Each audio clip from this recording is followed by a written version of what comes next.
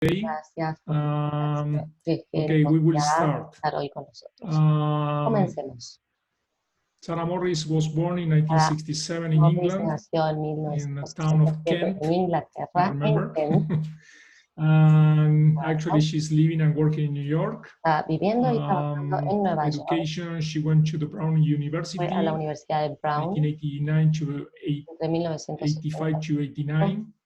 y William Museum 1989. Independent Study Program 89 to Al Estudio Independiente de 1990. Programas del Museo Berlin Prize Fellow at the del American Academy 89 in al Berlin in 90. 1999. Ganó un And premio she de won la the Academia de John Berlín en Michel Foundation 1999 Painting Award in 2001.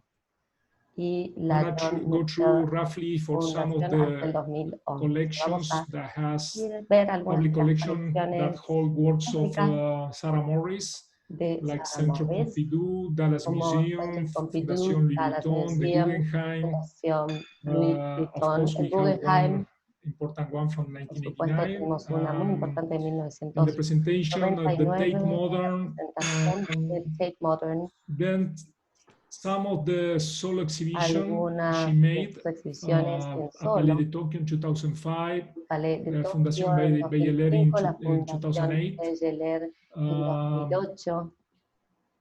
And she made a lot of film exhibitions También hizo that we're going to go exhibiciones through de the presentation. películas que vamos a ver en la presentación. So Sarah, let's start. Bueno, Sara, You were born empecemos. in England. When did you move to New York? ¿Cuándo te mudaste a Nueva York? ¿En qué año? Well, I was born in England, but Sí, I only lived there for about 18 months. Less than 2 years.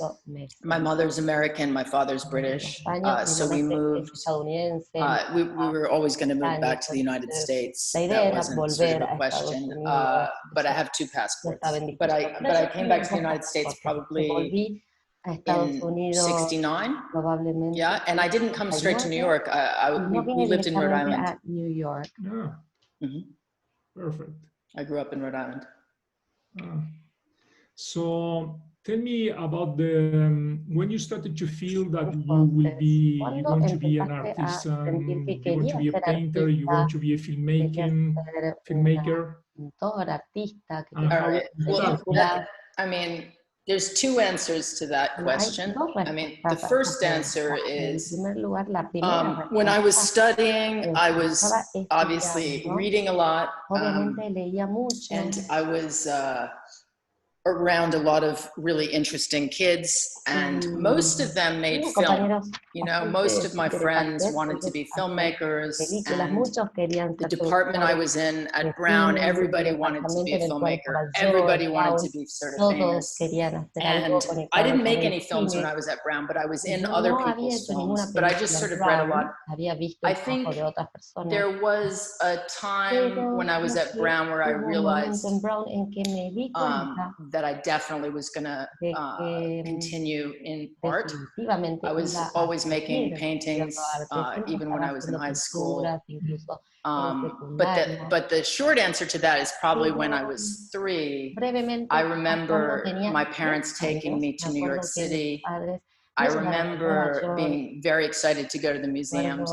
I mean, it's like a very concrete memory that I have before I went to New York. And that was definitely less than 3. I was super excited. I definitely felt like New York was the future. It's sort of funny to say that right now because of COVID sort of slowing everything down. But at that moment, whatever year that was, I guess it had to be like around 1970. I looked in the mirror and I remember my parents were packing the car for New York, and I remember thinking, I'm heading to my future. I've been living in New York until 1 year ago. For 5 years. Bueno, de hecho, yo viví en Nueva York hasta hace 2 años. Tell me, where is your studio now? And I know that you have a big one. It's on the 42nd Street or something like that. No. My first studio was on 42nd Street in Times Square. That's because it was like extremely cheap. and there was one building in Times Square where everybody had studios. It was like a 6-story building, and that's where my first studio was. My studio now is in Long Island City, which is across the river, and I go there every day when I'm in New York, and I'm not in New York right now. I go there every day and I work. I paint, and I'm making films. I mean, basically, there's always so many different things happening in the studio in any single day. It's impossible to say. It's not like some days I just paint, or some days I'm just working on the films. Most days I'm working on everything all at the same time. Yes. Sarah started to go to the different series of painting you made in your career, and you still keep going. You mentioned that your first studio was in Times Square. One of the paintings from the Los Angeles, from the cities of Midtown, I think the name of the painting is Times Square. Well, there's a series, one of my first well-known series is called Midtown. I did not paint that in my studio in Times Square, but it was sort of a retinal after image of my experience in that studio, which I absolutely loved. I loved being in Times Square. It was super exciting. It was really loud. It was really dirty. It was also sort of repulsive because, you know, right around the corner there were all the corporations, you know, on 6th Avenue, which was super clean. You know, like there was this dichotomy between super clean and super dirty. Also, the porn industry was located then on 42nd Street. Of course, Giuliani and Disney cleaned that all up. But that was that series of paintings, Midtown, I actually made in London. I moved to London in '96 to do a show with White Cube, and I had a studio there for about 6 or 7 years. I think the images we are seeing now is the White Cube exhibition, no? No. I mean, the first Midtown exhibition I did was at Friedrich Petzel in New York. Yes. But I made the paintings in London. Okay. So sometimes there's a bit of a delay between coming up with an image, you know, or a composition or a series, an idea. I think of it, I'm thinking of it at the time. I definitely was thinking of it when I was in Times Square, but I didn't do it until a few years later. Since we are starting with the first of the series, the Midtown, tell me a little bit, tell us a little bit about what is the inspiration about the buildings are your inspiration, but at the same time, I've been reading about some of your interviews that you say, okay, I'm inspired in the building, but then my painting is totally different, but has their own life besides the building itself. And also I want to know, you use a specific kind of painting that is very glossy. I would like to know if you use that in order also to reproduce the luminosity of the buildings when are taking back the sun of the light of the day or something. That's why you use that kind of glossy painting, or well, you have to remember, I'll answer this sort of technical question first. The technical question of like, why do I paint with the sort of paint I use? 2 reasons. I use like an enamel paint that's from Holland, but it's, I mean, when I first started, I just used Benjamin Moore paint. I just used household paint. Why? Because there was a tradition in American history of just using hardware store elements, from Frank Stella to many others. Secondly, you have to remember, I didn't go to art school, so I didn't really know how to do anything. I taught myself. I mean, I took a couple of classes at Brown School of Design, RISD, and also at Brown. But I had to teach myself how to paint. So I used sort of these elemental materials in terms of glossy surface. I mean, this is just part of the society we live in. So, of course, I use glossy. I mean, that I would prefer a glossy surface than a matte surface. Of course, there's a, in the paintings, there's both. There's both high gloss and also matte. But this is part of the sort of capitalist aesthetic, as you would say. But those paintings, for me, of course, they were inspired by, not so much, I mean, of course, physically, viscerally, they are buildings, they are places, they have addresses, they have location to them. But it's more than that. It's like a psychology. For me, making those images of the Midtown paintings, Madison Square Garden, Viacom, Chase Bank, Alliance Capital, I mean, I can go through the Payne Weber with neons, Revlon Corporation. Those paintings were inspired by an idea that we are complicit in a web of corporations, and it was clear to me that this is where the artist is situated. It's not even a question of everybody is situated, but there's a tendency in art, or it seemed to me, that the artist was always dealing with the marginal or the abject. A lot of people were, and so I was much more interested in the idea of the artist positioning themselves right in the middle of things, right in Times Square, right in the mainstream. Now, of course, there's also a tradition of that too, from Warhol to Richter to, I mean, there's Koons, there's a number of people who've done that, but there is this sort of vying, almost like a battle in the art world between these two sort of forces of the marginal and the abject, and then the mainstream. And I was really interested in this first body of work. I was really interested in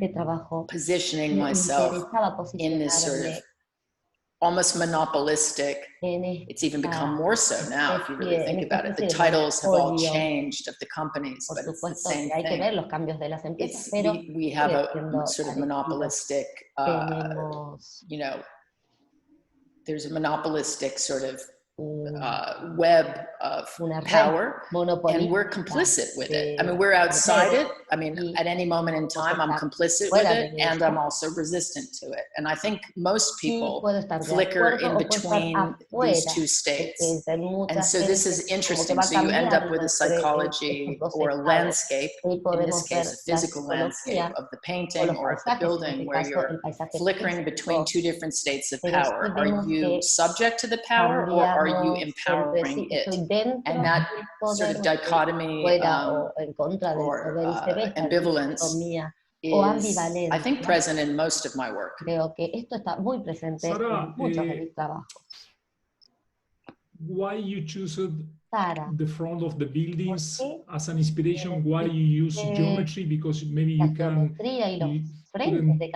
do the same in a figurative way or something? Well, no, I had rejected anything, like way before I made these paintings. I mean, this isn't the first series of paintings I made. I made a series before these, which were the text paintings, which were just, that's when I sort of really learned how to paint. Those paintings were rolled, meaning like I just sort of rolled the paint onto the canvas. The canvases were vertical when I made those paintings. Those paintings were really inspired by the noise and the adrenaline of the city, and also of the tabloid news and the strength of sort of the voice. Like, if you think of the news as a voice or as a mouth, the voice of tabloid news. So the early paintings, which I don't know if you're going to show here, but is like liar, guilty, and so forth. They were sort of extracts of the news and pop psychology. So, I mean, I wasn't so much interested in the facade, the way you're saying. I mean, obviously people hang an idea about my work with this idea of architecture, and of course architecture plays a role, but only so much as what it symbolizes, you know, only so much as what it is, what the meaning it is carrying within it, what the building actually does. You know?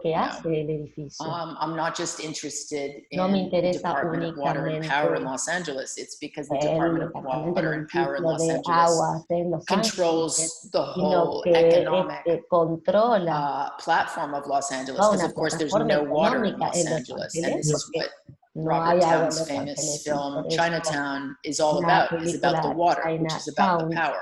So, you know, going back to architecture, it's like I'm only interested in architecture in so much that it can tell a story. As for why I didn't do figurative, I mean, I don't know, I just rejected it really early on as being sort of like, there's just too many directions, and I just thought it wasn't interesting. The artists that I really liked, which was like Judd, Warhol, Grotars, Richter, all led me to the belief that going in a more subjective direction would be the wrong thing. I also went very early on.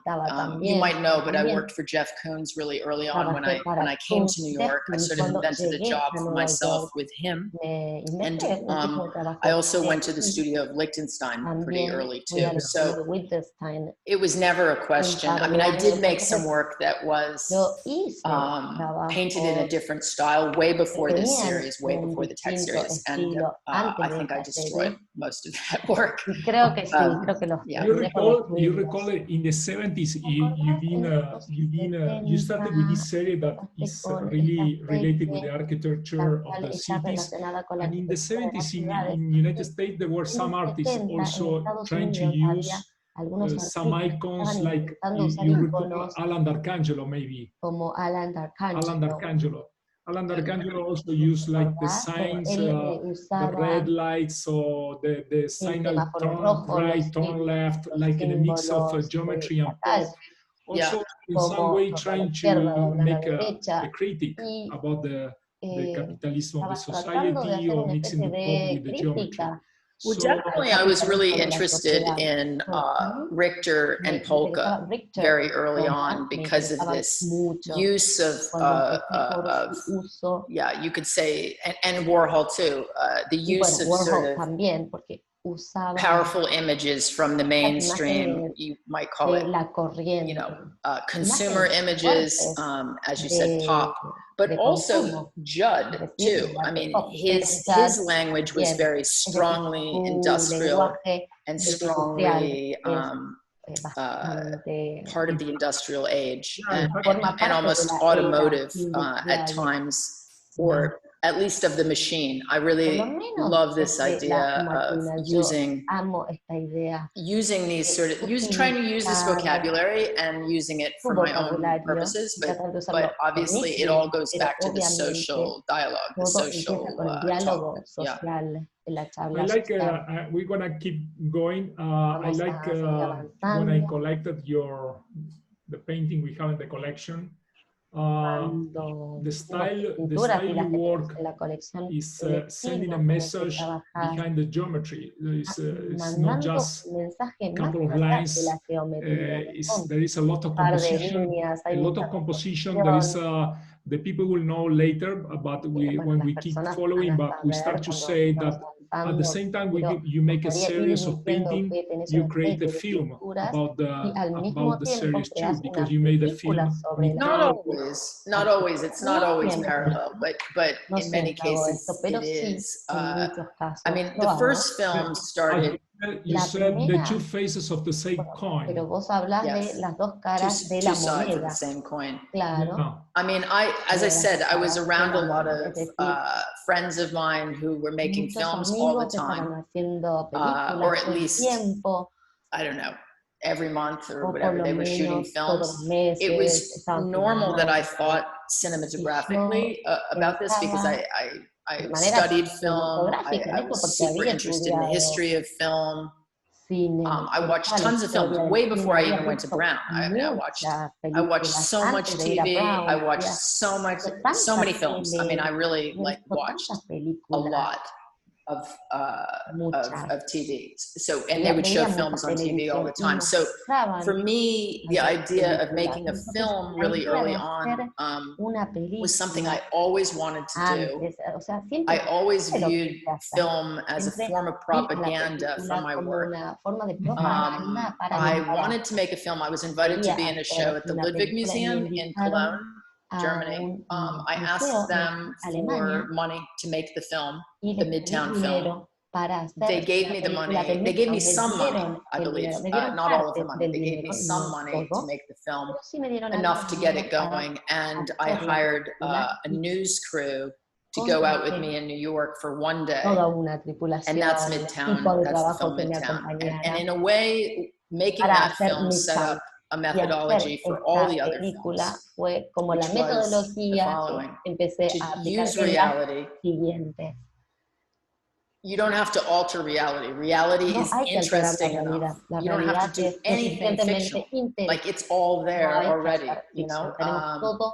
So it's a form of cinema verite, if you will, but it was like just using existing forms. If there's a woman on the street smoking a cigarette in high heels, I use that. If there's a banker on the phone doing a deal, I use that. If there's a movie star punching himself in the face on a set, I use that. I mean, I just sort of use existing forms. That's what I do. And Midtown sort of started that. What I did with Midtown is I just had a clipboard and I made not a brief, but I had, like, if you want to call it, like, points in the city. I had a map, and these were the spots I wanted to hit in a single day. And we, like, you know, it was difficult to hit all the spots in Midtown that I wanted to hit, but we filmed. And another important thing from that first film is that crew, the news crew, because they're quite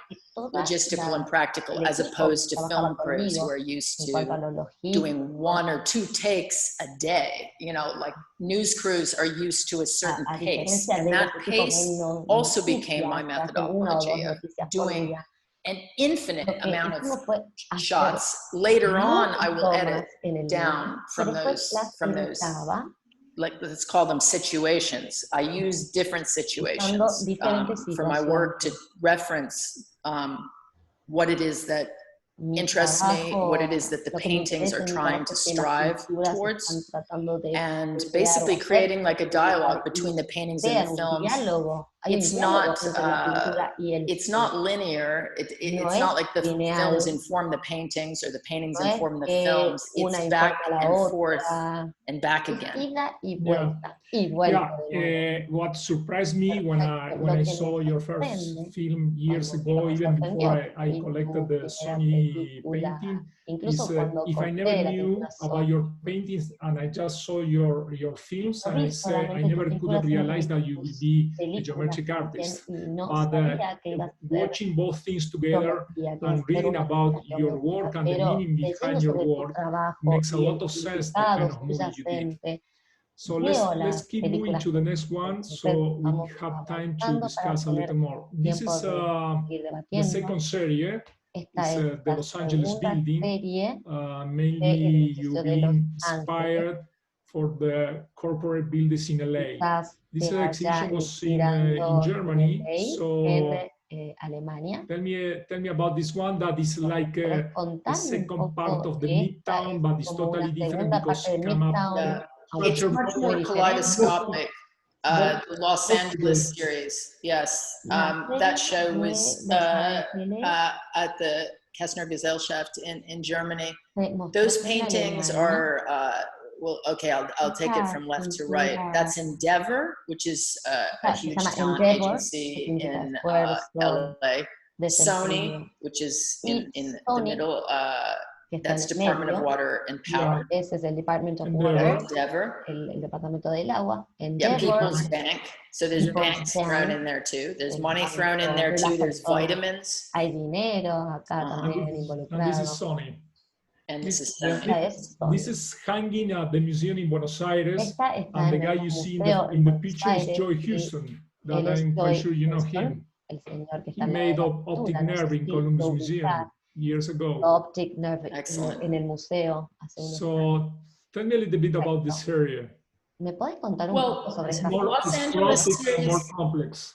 Yeah, I mean, the Los Angeles series, I mean, I've always been, as I said, like, I was always really interested in the history of film and television, also, not just the history of film. I watched a lot of TV, as I say. So basically, I wanted to make a series. At that point, I was thinking very domestically, you know. I mean, in a way, Los Angeles is domestic, it's American, but it's also an export, right? It's an idea that shipped around the world, Los Angeles and Hollywood, for that matter. So I wanted to make my own mental map of Los Angeles, of various paintings, buildings, places, people, and I started a big map in my studio that were only names. I wish I could show you an image of the studio then. That was on 28th Street, that studio. And it had a list of names of people who I needed to speak with to make the film. And also, you know, I was making the paintings at the same time. And one of the people who helped me the most with the Los Angeles film was a guy named Sid Ganis, who was at SONY. So that's how the SONY painting came about. Sid Ganis became the president of the Motion Picture Association, that is the Oscars. And so I called Sid Ganis through a collector of mine named Jake Bloom. And Jake gave me his number, message for me. He knew what I wanted to do, which is I wanted access to the Oscars in 2004. I wanted to have a 35mm camera shooting the Oscars, both the pre-production of the event itself, and he left a message on my studio machine, which was really funny. Now, this is somebody who produced Bonnie and Clyde. Of an older generation from the 70s. He immediately said on the answering machine, there was a recording saying, "You're right, it is a secret society, and I'll give you all the access you want." So he was also, of course, a producer, executive producer at SONY, and that's sort of how, I mean, that was the linchpin of the Los Angeles film, is being able, I mean, if you think of the city as an onion, like the center of the onion is the Oscars. So for me, getting access to that at that moment was critical. And that was sort of the objective, one of the objectives. I mean, I had many objectives, but that was, without that mainstream moment, the rest, the elements of failure within the city, because I'm always interested in this concept of failure. And you can look at the city, you can look at my work as dealing with these capitalist forms, which of course it is wrestling with, but it always, underneath it all, is this sort of concept of failure, the failure of this system. And so without the thing that represents success, you can't have the failure, right? So this was really important that I gained access to that and was able to shoot what I wanted to shoot on the red carpet. You've been a lucky person. What you can... Not luck. No es suerte. Persuasion. Yeah, I know. Art is about art really, I mean, part of art is, of course, you know, making things and struggling with the act of making things. The other half of art is like the act of persuasion. Yes. Yeah. Yes. Have you met the son of Robert Mangold, that is a movie director? ¿Conociste a Robert Mangold, que es director de cine? No. Okay, and SONY in particular, that is the work of the collection. I was of course, at the time I bought it, I saw that it's part also of the guide, Contemporary Art #1 is in the Bayeler Foundation book. It has something in special for you, this work? ¿Algo especial para vos? What, SONY? Yeah. SONY? Well, I mean, I just told you, it's like, you know, Sid Ganis from SONY and the whole dialogue. I mean, I had to call SONY about 200 times while I was making the film. So it does have super importance because of this issue of access, but also when I grew up and watched all this TV that I'm telling you about, watching all these films, TV, my American grandfather used to go to Florida every winter, and when he would go to Florida from December to March, he would give me his Sony TV. And his Sony TV was like really small. You could carry it with like a handle. And it, of course, it had this, I think it was red, green, blue. It was called Trinitron. It was a logo. Yeah, it was a logo that was on the Sony TV set. So this TV set and I had a relationship, and it was a formative one. Yes, in fact, you use the colors in the painting too. Claro, los colores en la pintura también. The next one, the John Hancock series. Tell us a little bit about this series so we can keep moving to the last one that I like a lot. This is like, see, this is a series that's not really related to a film. I was commissioned by Penny Pritzker in Chicago to make a film in Chicago, and I spent a lot of time in Chicago. I love the John Hancock Center. It's a great building because it looks like a caterpillar. It looks like an organic creature. I also love Chicago because of the whole history of Mies van der Rohe. Basically, a German guy going to Chicago and making the icon of America, yeah, the icon, which is the skyscraper. Yeah. Going back to the John Hancock building, John Hancock building is the first commercial multi-use building in America. I mean, officially of that scale. I'm sure there were multi-use buildings prior to that, but it's considered one of the first developments of the idea of like a building that's residential, commercial, etc. That's a skyscraper. Yeah, for me, it's the most lovely city in America. Talking about architecture, yeah, it's gorgeous. Super beautiful. And always I said, has the best of New York without having the worst of New York, because it's smaller, but it's so beautiful. So beautiful. Also, they like New York, they love art. Sí, y como en Nueva York les encanta el arte. The Institute in Chicago, everything is beautiful there. So, just a small picture of Bye Bye Brazil. Tenemos algunas imágenes de Bye Bye Brazil. Okay, this is an exhibition in London at White Cube in 2013. This is a series of paintings from the Rio series of paintings. You made a movie also. I made a movie too. Yeah, I made a movie too. I think I shot the movie in 2012, maybe 2011. I don't know. I was like going to Brazil. After that, we have the poster and we're going to talk about tenemos el póster y vamos a hablar sobre la película. I mean, I love Rio. I've been going to Brazil since 1995. I have one of my best friends grew up in Rio, and so I was lucky enough to be invited there for Christmas in 1995. That was the beginning of a long history of going there. And also, you have to understand, there's also a big Brazilian community in New York, and that group I knew very well. But I also was like, you know, I was introduced to Caetano Veloso. I mean, I was aware of the political history of Brazil and aware of the contribution artistically to a number of people, and it always fascinated me. It always fascinated me.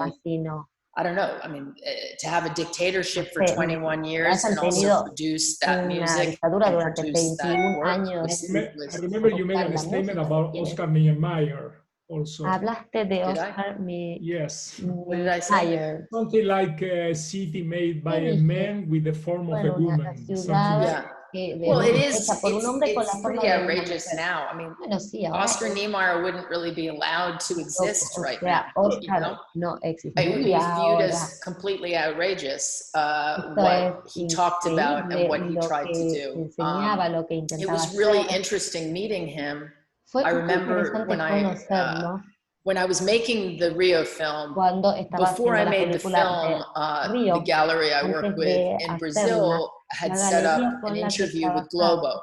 And I had me the interview organizó with una entrevista Globo con before I Globo shot the film, which was a bit of a antes de hacer la mistake. película. But anyhow, Fue un error, I did pero the bueno, interview. de todas And they formas, asked me a la everything I entrevista me wanted to film. And preguntaron I said, sobre lo que I quería wanted to filmar, shoot y Oscar dije, Niemeyer, but it had quiero not been secured yet. filmar a And Oscar. the writer turned to Oscar, me and said, well, you know, he's really sick. Me dijeron, And bueno, I said, I don't sabía care que está if I enfermo, shoot him, you bueno, know, no me in importa. whatever Puedo form, if I shoot him with his filmarlo, nurses, y lo puedo filmar it's con no sus problem. enfermeros, But entonces no va a haber basically, when I ningún met him, he problema. was Pero completely fine. básicamente, cuando lo conocí, He estaba was muy super bien. intense person and very Era una alert persona and definitely very aware of intensa, my work and what estaba he was getting muy involved consciente de with. lo que yo estaba We met at the haciendo, office. He en was qué se with estaba involucrando. his Nos staff encontramos en su at his oficina. desk, and it was it's a sort of intense moment in Fue un the film momento because muy he is intenso, se lo ve en he la is sort of película, presiding over él this idea of the image of Brazil, tiene the esta idea future de of la Brazil, and imagen also the del past. I mean, futuro de Brasil his y también past el is very pasado. interesting. He talked to me Su about pasado es muy he interesante. regretted not having traveled Dijo enough. que se I arrepintió think de no haber he viajado. might have had, I'm not sure, but you might know better.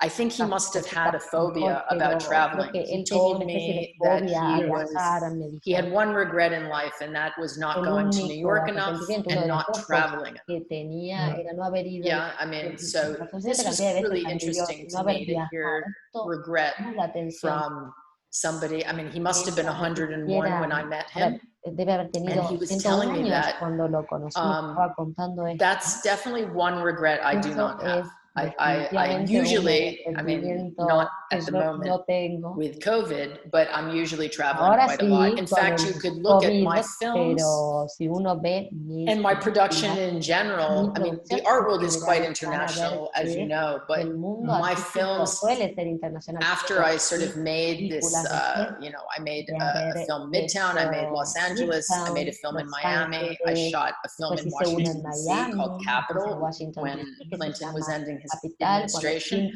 When I felt strong enough, I guess I started to make films En esos momentos abroad. I started to make, I mean, I made 1972, which was shot in Munich, about the Munich Olympics, before I made the Beijing film. When I made the Beijing film after the Los Angeles film, it sort of blew my mind, because you have to understand, I was like a New York artist. I had gone, yes, I had gone to London, but that's like a small step. I had gone to Berlin because I had a studio for a year in Berlin. That was maybe another step of making work anywhere. I realized I could make work anywhere. This was a really important thing, because I had many colleagues and friends in New York who were sort of stuck in New York. Like, once you're in New York, you get this like slaves of New York mentality that you can't leave, you can't get out, and it's obviously it's a lie. Of course you can. Of course you can make work anywhere. But when I started to make work, you know, when I came up with the idea after the Los Angeles film, and dealing with all these egos and dealing with the film industry and the aspirational sort of ethereal quality, if you will, of Los Angeles. As my friend Robert Evans, the producer, used to say, and after he spoke about my film when I showed it at CAA, in I think 2004, 2005, he said most of Los Angeles is out of work. You know, like the reality is it's this sort of myth-making machine. But after that, you know, one city leads to the next city, right? So when I was thinking about even when I was in Los Angeles, I knew I was going to Beijing. Like I was already on the next place. I mean, I was dealing like, you know, I was battling with this, as I say, egos, and my own ego too.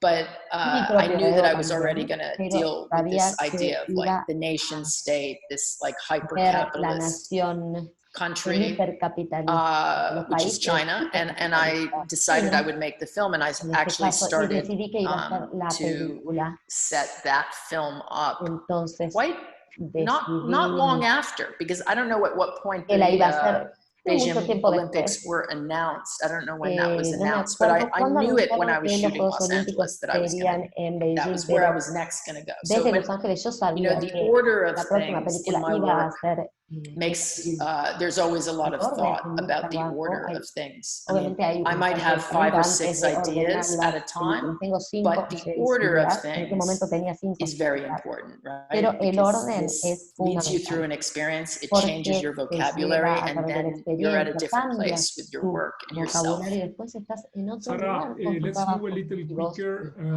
We have 15 minutes more or less.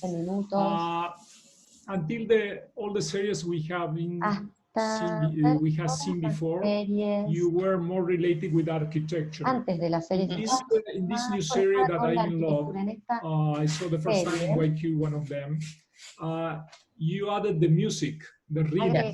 Of course, the facade. Not music, although I like that idea too. Voice. In some way, the facade of the buildings has some rhythm also. You can find, you can see this idea of, even in the early work, whether they're the text paintings, which are like guilty, liar, mental. I mean, this has an adrenaline in it, and it has a volume. The city has a volume that's sometimes really annoying. Sometimes it's super exciting, right? It has a volume, it has a frequency. Also, I made a sculpture really, really early on, which probably nobody really knows about, which was in 1991. I made a sculpture, which is a police radio. It was called Realistic Pro 35, and it picked up various stories going on around the city. So in this work that you're showing, Flicking to the Future, this work is from, I started doing it about 2 or 3 years ago. This is the Sound Graph series, and this is all based on speech, whether my speech or, in the particular case of this painting, Alexander Kluge's speech. I made a film in, I guess, 2017 called Finite and Infinite Games. And I was looking for a voice. I wanted to cast a voice, a male voice, a sort of Wizard of Oz voice, if you will.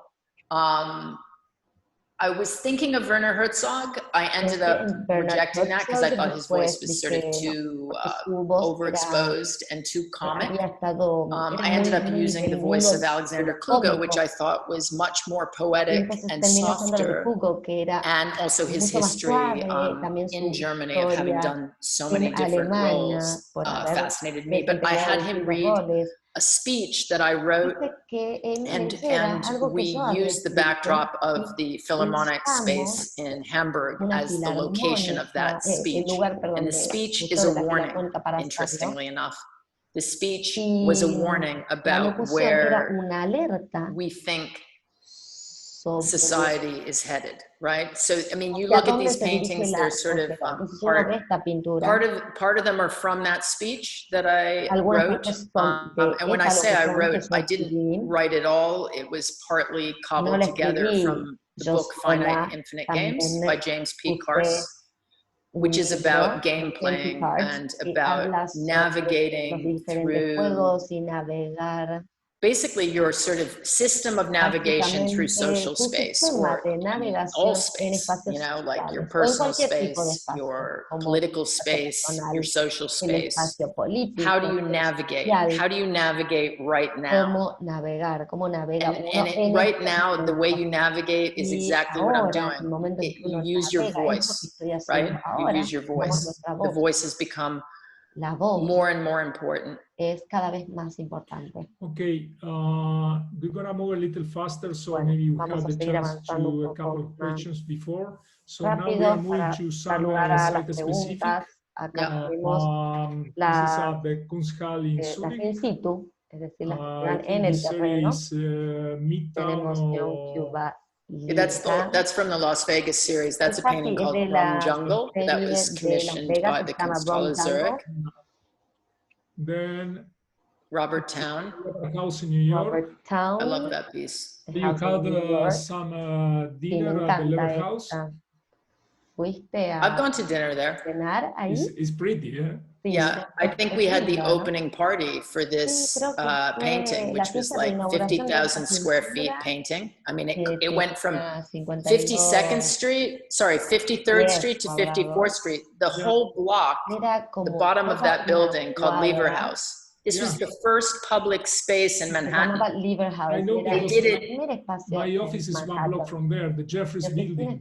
Oh yeah. Well, this was a really important building for New York politically, because after this building, which SOM did in the 50s, they made it mandatory for skyscrapers to have public space. But you have to remember that Lever House and Seagram's did it, they just did it.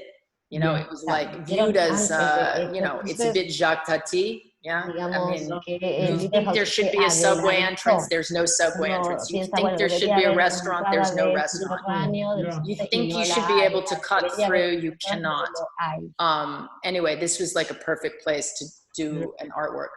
Fue un lugar perfecto para hacer una obra de arte. Y hay muchos retratos de Palais de Tokyo, that is a beautiful installation. That is gorgeous. I think it's still there. Es muy linda, creo que sigue Unbelievable. En la pared.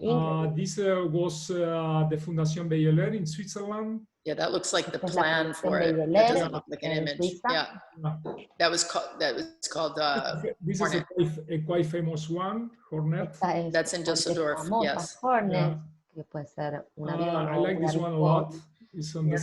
Actually, you know, the House of Commons in London just asked, Parliament just asked if they could use those images. I like them because it's a little bit warlike. And the subways in England, you know, were used in World War II. This is Gloucester Station in London. Yeah. People watching. I did 19. I like this a lot. Yeah, I like the little train. Oh my God, look at the colors.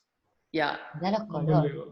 Impresionante. This is at the convention center last year. Este es en el centro de convención el año pasado. Right. That's now a hospital, by the way. Y ahora es un hospital. Okay, and we go through the films roughly. So this was one of the first movies you made, The Midtown. Una de las primeras que hiciste, related with the same series of painting Midtown. Relaciona con talk about that. pinturas Midtown. Ya hablamos sobre esto, también me gustan los pósters. Yeah, that was designed by Peter Saville, that first one. Yeah, you did some of them in collaboration with algunas las hiciste en colaboración con You've been also a graphic designer, no? No. No, that's false. No, falso. I love graphic design. I love the history of graphic design, just like I love the history of film. Yes, mostly of the geometric artists in the 50s, 60s. Bueno, acá se ve el arte geométrico de los 50, los 60. So that one was the MoMA, Project 77. En el MoMA. This is the film poster of the movie LA. Es el póster de la película LA. This is the film Beijing. I knew that you have access also to the Olympic Games. Supe que tuviste acceso a los Juegos Olímpicos. Tell a little bit, just a little bit, 1 minute about your experience. I mean, you can sort of define making art as solving problems. I mean, that's basically what an artist is doing real time, continually. My work is almost like a diagram of a headache. To make this film was absolutely, it took me to Switzerland, actually, interestingly enough, to get access to shoot in those positions at the games and be there for the rehearsals and also the opening night of the ceremonies. Meant I had to have not the permission of anybody in China. It meant I had to have the permission of the IOC. So they said no to me about 4 times. And I went to Zurich for an opening of a friend, and I got on a train and I just decided, like, I made an appointment. I convinced them to have a meeting with me to explain to me why they said no. And so I went to Lausanne to have a meeting with the IOC, and then after that meeting, they changed the no into a yes. And that meant I could, you know, place my camera where I wanted to during the games and the opening ceremonies. And there was so much security, and it was so difficult. And actually, when I did get over there with my crew to get all of the credentials, like you get this pass, because actually the pass was an infinity symbol that we had on the van and we had on us that allowed us to go anywhere. And I like that idea because I think that's quite similar to what a proper artist should do, is basically go wherever the hell they want. Sarah, we will go to the last few slides, and I want to just to close. I want to make you a question. So these are other ones on a line. I like the posters. All of the posters are beautiful. This is the theme, Rio. This is amazing. Also, Falls Never Breaks. This is in China. It's also a film festival or something, no? No, this is a show at the UCCA in Beijing. This was 2 years ago, 2018. Yeah, those are huge LED screens. Sarah, you are almost a New Yorker. Even your accent is a New Yorker. After I've been living there for many years. My question is, are you considering yourself as a politically engaged artist? ¿Te consideras un artista que está políticamente That's a difficult question, but I mean, I think any really good artist is politically engaged. It's impossible not to be, you know? I can't, how could you possibly be divorced from the reality you're living under? I mean, any really good artist, I'm not saying there aren't people who, you know, I would even argue that Cy Twombly is a political artist, but you know, in the poetics of his gesture and of his movement and what that gesture means, I would have to say yes.